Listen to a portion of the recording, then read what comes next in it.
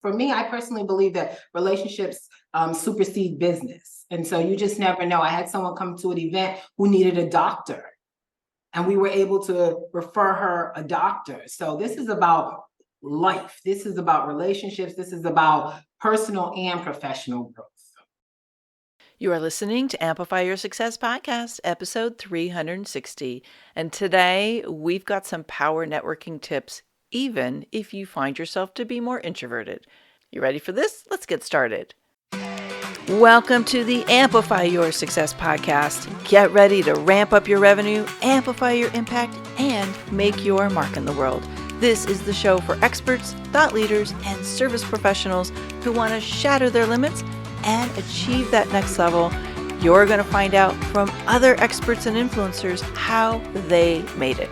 Now, let's get amplified.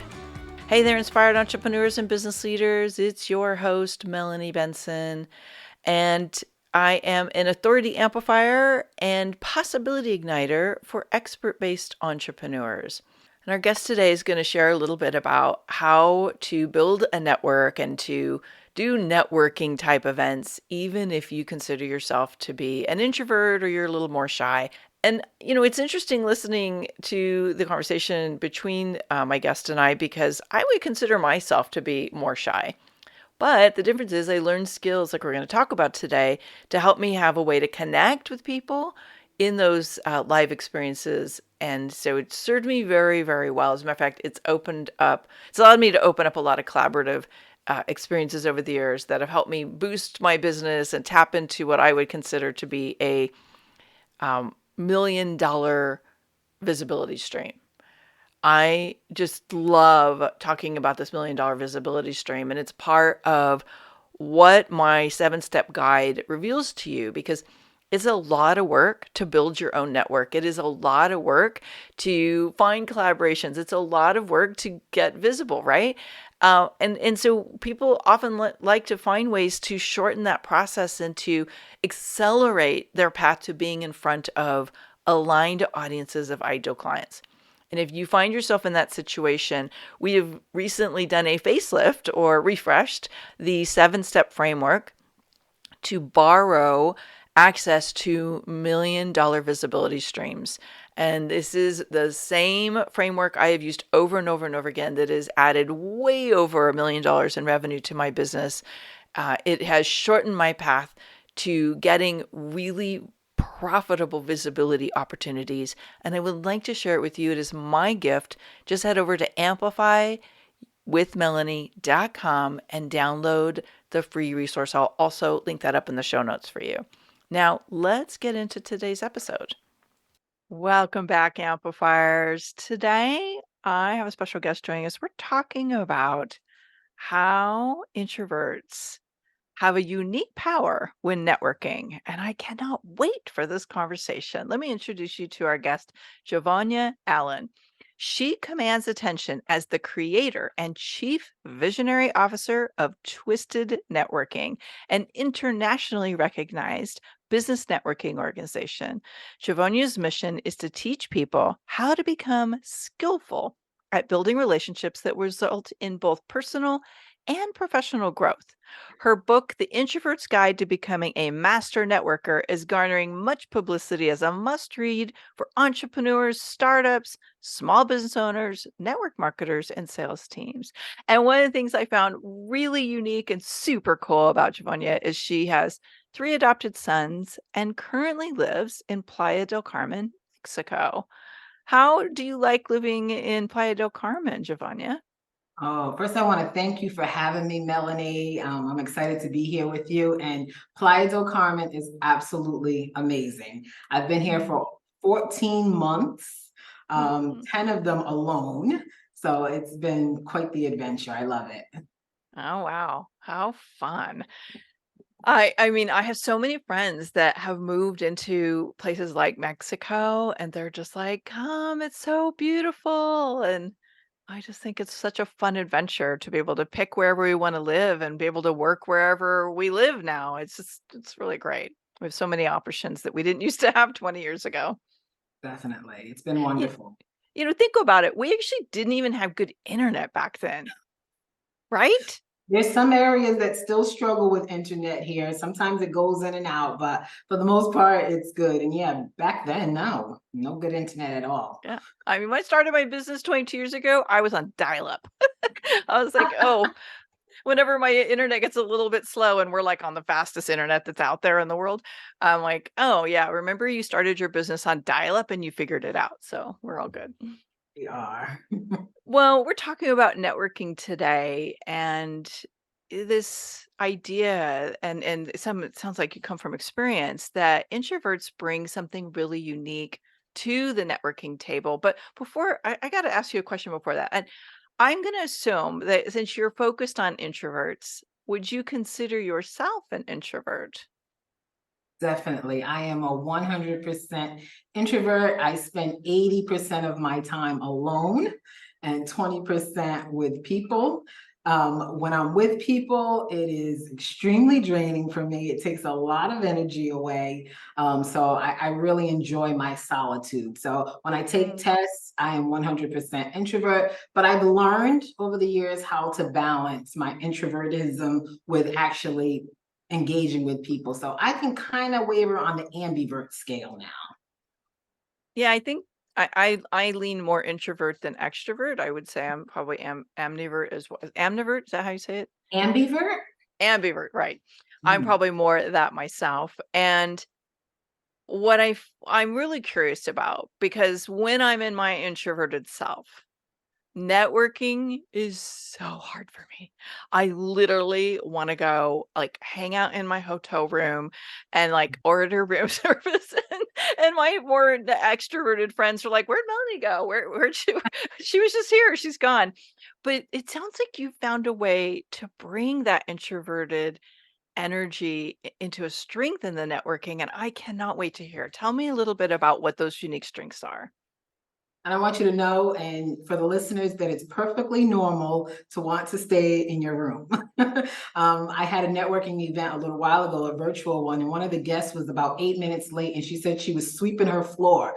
That felt more interesting than coming to a networking event, but she decided to come. And so for me, I attended a lot of networking events, and they were uncomfortable, they were exhausting. I did not want to be there. However, I learned that that was the way that people were making money. I learned that that was the way that people were getting the information that they needed. I learned that that was the way that people were serving the world. And so, in order for me to serve the world, to live out my wildest dreams, like being here in Mexico, I needed to learn how to harness the power of networking. And it would require me to overcome some of those challenges within myself as an introvert. But I was willing to go on that journey because, there's things that I need to accomplish. And I know that there's Mm, other people that need someone like me to help them accomplish their goals as well. yeah.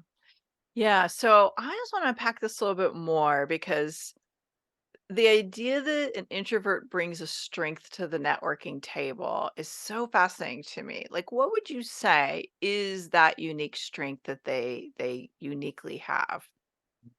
I think one of our biggest strengths is that we listen more than we speak. And in building relationships and getting to know people, it's all about listening to them.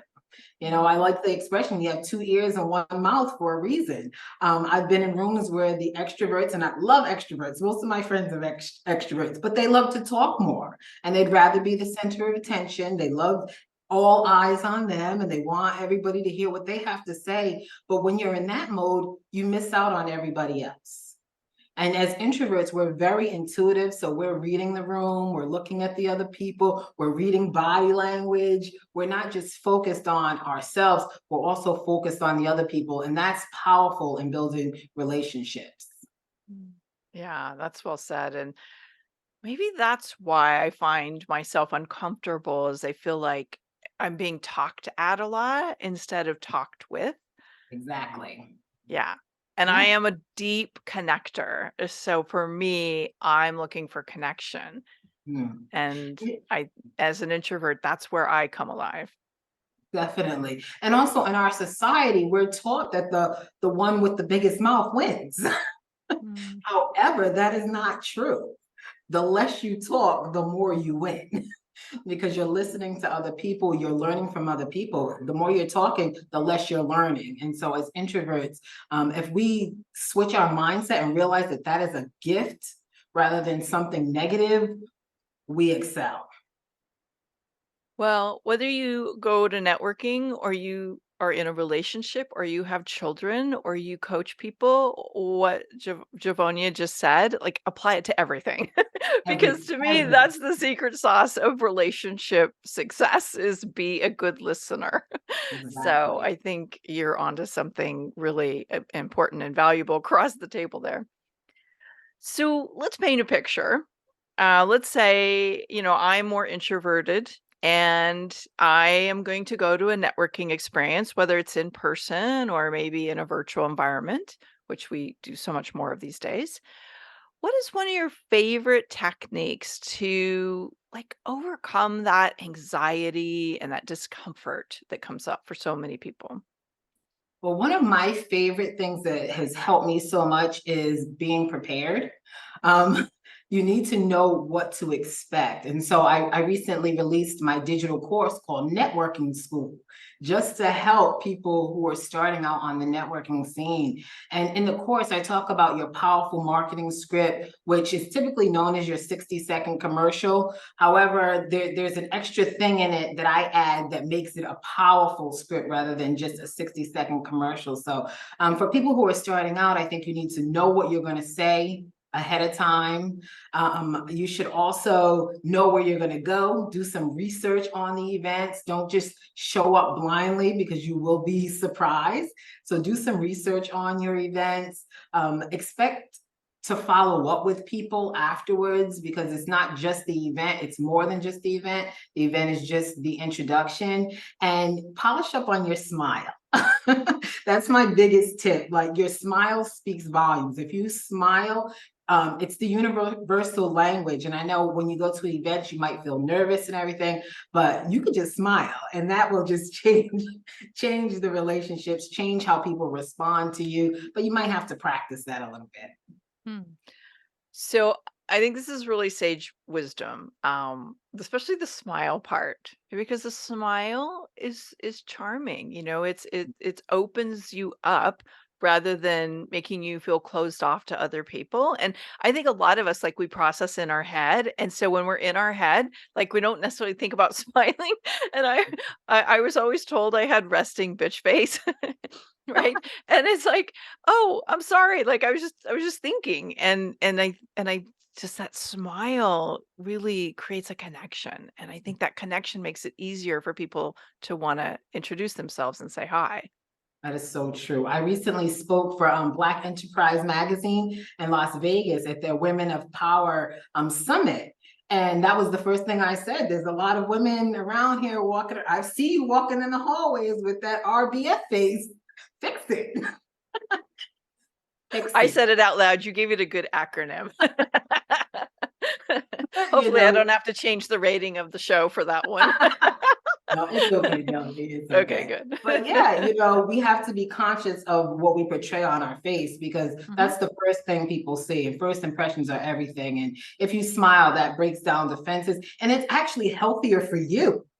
You exude positive energy when you're smiling, even if you got craziness going on in your head. So something that, I've had to work on and practice, but I've come to love it and to learn that it's a powerful asset that I have.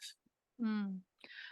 I think it'd be really interesting to hear the types of networking opportunities you see emerging for people right now, because I think sometimes people don't realize there are networking opportunities when they are present because their brain is in another gear. Mhm. And so I'm curious, like, where do you see some of the most poignant places to show up and be, a connector, to be willing to connect with other people right now? I am a big proponent on finding in-person or virtual networking events. You have to seek them out. They're not going to find you.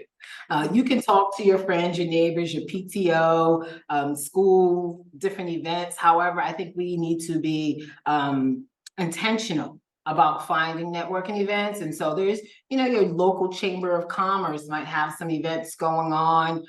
There's different things like Toastmasters. I have Twisted Networking, which we started as in-person events, but we do virtual events now. I'm trying to work my way back to in-person. I just haven't gotten there yet. But if you Google networking events in your area, I think it's something that we need to be conscious about doing it at least once a month. You need to go out there and meet some people who are not in your normal circle.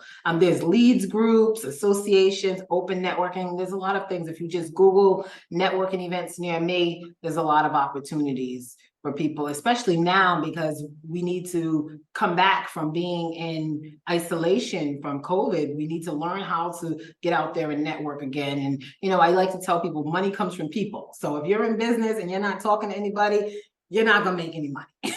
Yeah. So you need to get out and connect, and, finding these type of events is easy. You just have to be intentional about looking for them. Okay, I want to unpack that before we wrap up this one piece, I want to add to your great, very comprehensive list. When you go to events where you're going to learn something, how powerful the connections are in those rooms. And I think a lot of people, like, they show up, they go to sit at their seat, they take the notes, they learn from the trainers in front of the room or the guest speaker, but then they don't really recognize, like, everyone else in that room is there to learn as well. Those are great networking opportunities. I have met some of the most extraordinary connections that have been lifelong friends and supporters and cross promoters for me, just simply networking and connecting at live trainings and workshops and events of that nature too. That's awesome. I think I'm going to add that to the revision of my book. I'm going to make sure I add that in there. There you go. There you go. So thank you for that tip. Of course, of course.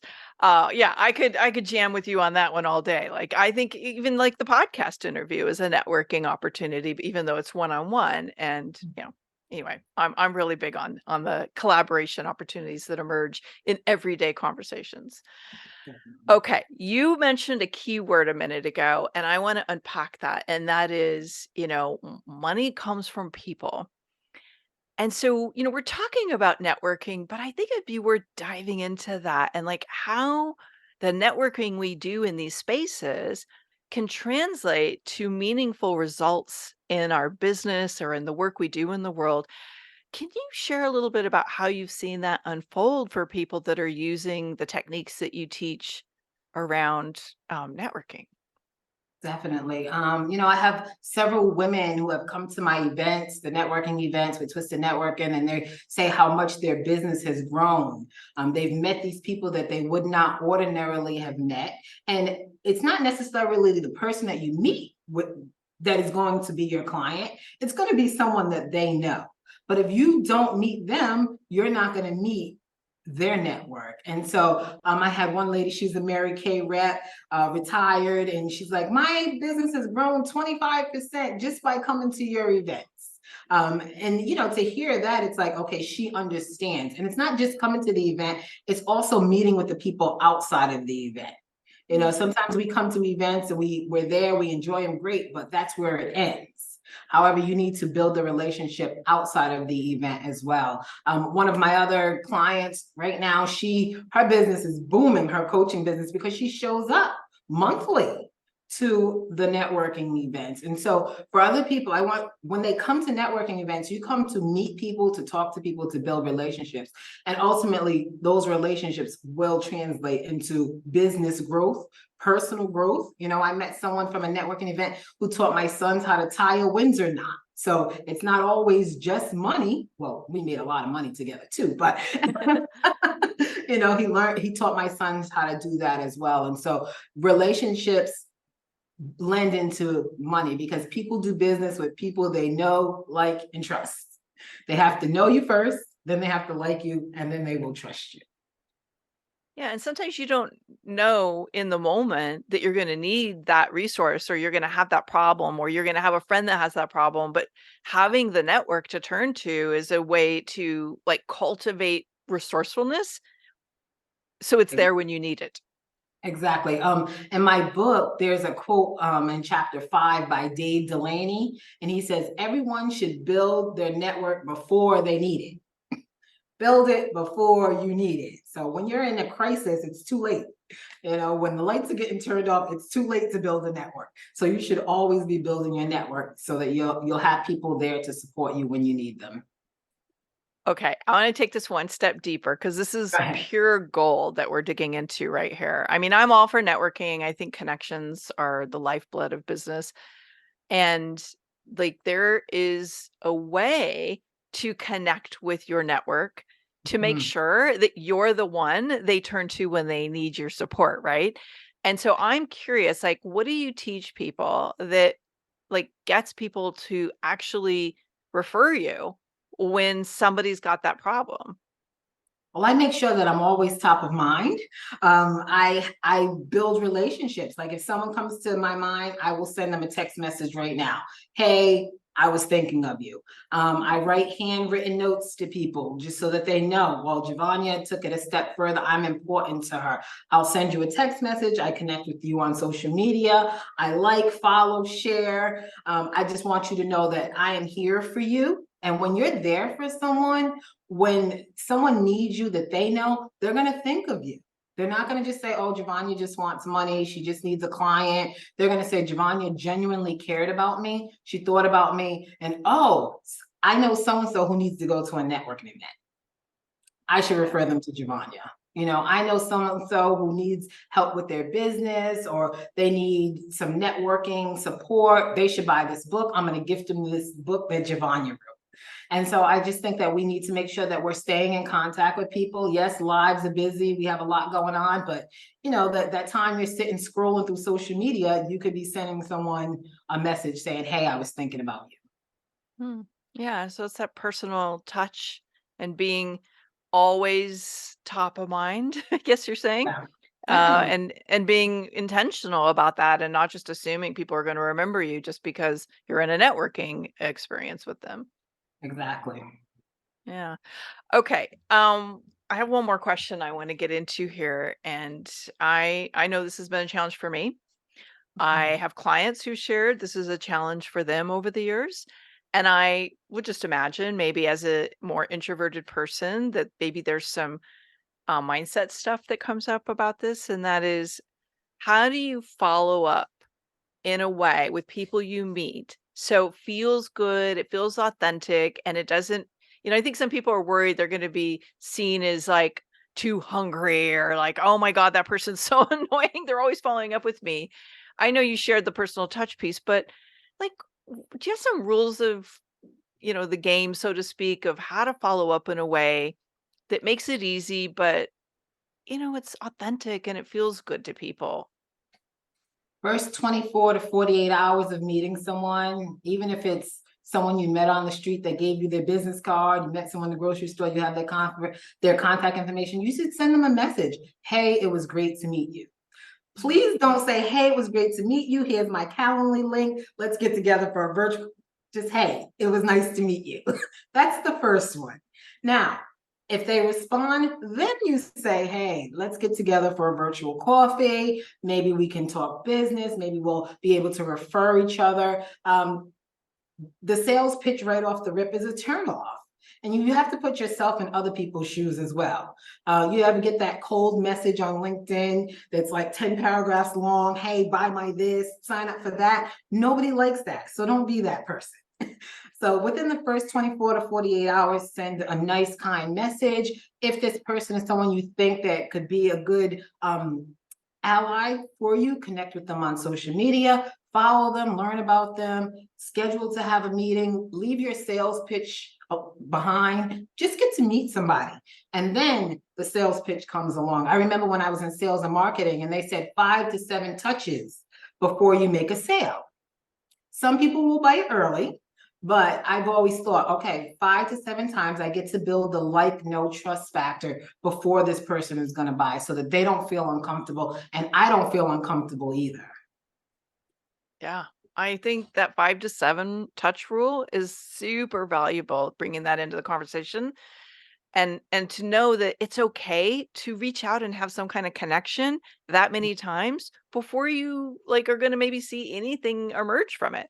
I Okay. actually had somebody who I knew for 5 years, and we kind of had these random like, "Hey, how's it going?" interactions. And we'd gotten online a couple times and chatted here, chatted there, and it wasn't for 5 years till something kind of popped, and Mhm. we're like, "Oh, now we see what we're meant to do together." And Exactly. to me, I'm willing to play the long game.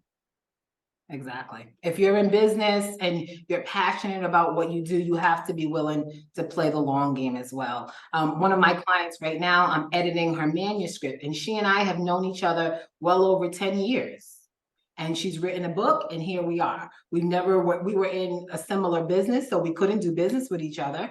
But now we're able to make money together. She comes to my networking events. I refer her people. She refers me people after 10 years. And so you definitely have to be in it for the long haul. And if you're not, that's okay too. That's okay too. It's just a different dynamic, right? It's a Definitely. different way of approaching it, and, yeah, you just have to know that there's all types, there's all speeds, and not to expect everybody to operate at the same speed, I guess is what you're saying. That's true. And with relationships, for me, I personally believe that relationships supersede business. And so you just never know. I had someone come to an event who needed a doctor, and we were able to refer her a doctor. So this is about life. This is about relationships. This is about personal and professional growth. Mm, I love that. So many great examples. Um, I would love it if you would share a resource or a way that somebody could dig deeper into this with you, because I know so many people, they just kind of freeze up when they go to networking, and having some kind of guide or process or something would be super valuable. What would be a great first resource to share with them? Um, First, you can go to my website, Jevonya.com, and there you can get my book, The Introverts Guide to Becoming a Master Networker. You can join me on a virtual Twisted Networking event. I'd love to welcome you. We keep our groups small and intimate on purpose. I'm very intentional about that because it is an introvert friendly event. I have networking school, which is my digital course. That's also on my website. And I think we're giving away the freebie, Jevonya.com.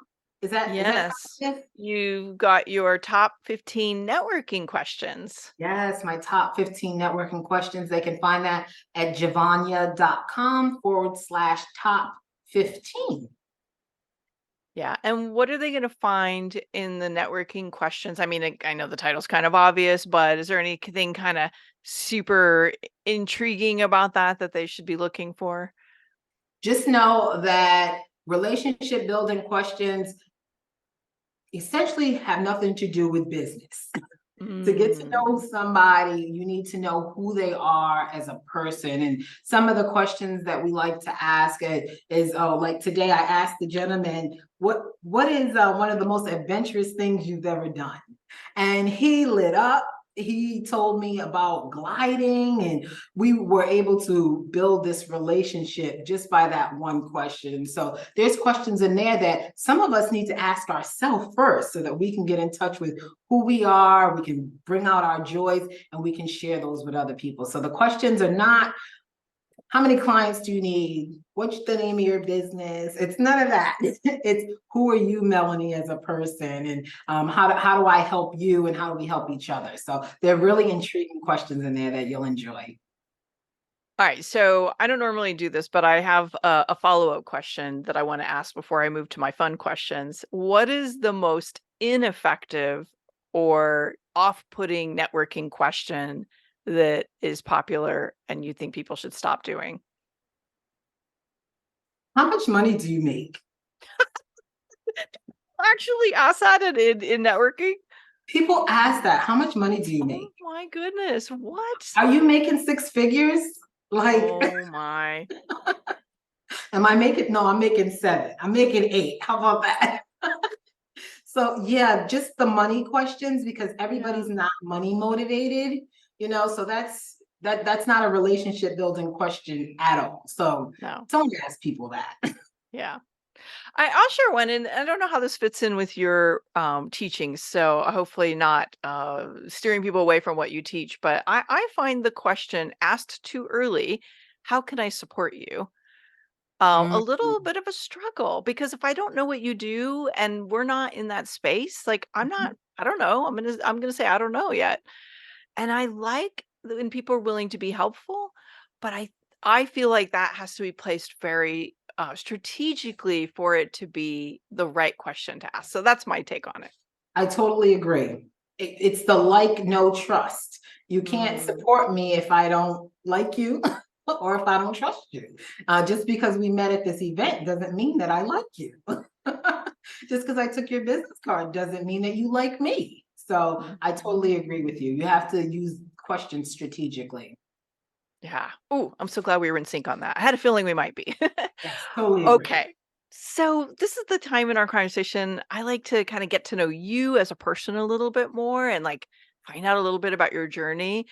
I always like to ask my guests, what is the boldest thing you've done since starting your business that amplified the income and impact of your business?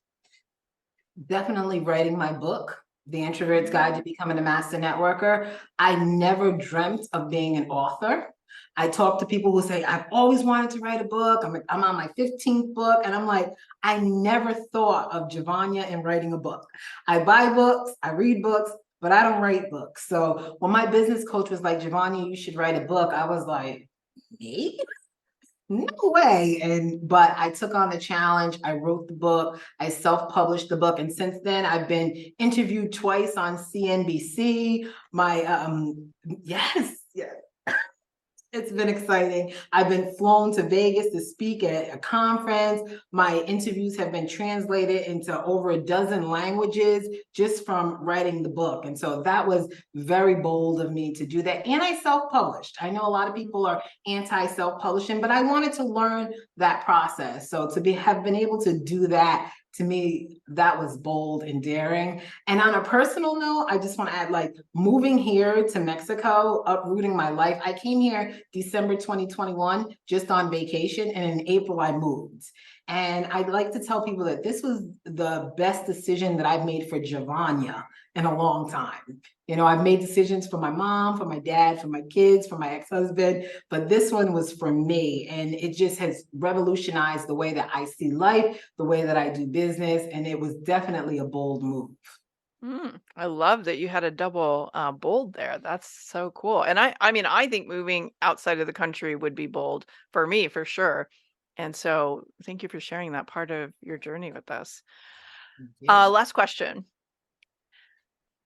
Looking from today back towards the beginning of this business, what is one thing you wish you would have done sooner because now you know how impactful it was going to be? Hmm. I would have embraced being an introvert earlier.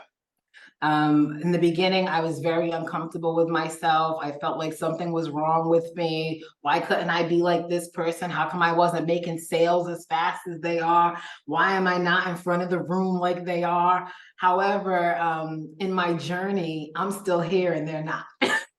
So I've learned that had I embraced who I was and stopped comparing myself to other people and realizing that being an introvert is an amazing thing. We're great at relationships. If I would have realized that earlier, I probably would have been further along. But I believe I'm where I'm at for a reason, and I'm happy to be where I am today. That is so lovely. And I honestly I think we all have our own unique superpowers. And We when we do. compare ourselves, it's just poison. It's poison to Boys, our brain, it's poison to our motivation. Really embracing and leveraging and like unleashing those unique superpowers. That's what makes us unstoppable. That's what makes us remarkable. yes, I love Thank you it. for sharing that. That's so brilliant. Oh, Thank this has you. been such a pleasure. Thank you for joining us here today. And I hope you all, as you're listening in, whether you see yourself as an introvert or an extrovert, there's something that you're going to learn from Javonya's tips. Go get her top 15 networking questions. We'll link them up in the show notes for you and make a commitment to go build your network a little bit more this month. Thank you, Javonya. So thank you for having me, Melanie. Thanks for tuning in today, Amplifier. Be sure to join us right now in the Amplify Your Authority community at authorityamplifiers.com, and I'll share my 7 proven tips to be a highly paid expert that stands out in a crowded market. Plus, we're going to keep this conversation going, and I want to hear from you how you're going to amplify your authority and make a greater impact. Before you go, please take a minute to give our show and our guests some love over on your favorite podcasting platform. Subscribe, rate, and review. Leave your full name, and I'll spotlight you and your authority on social media.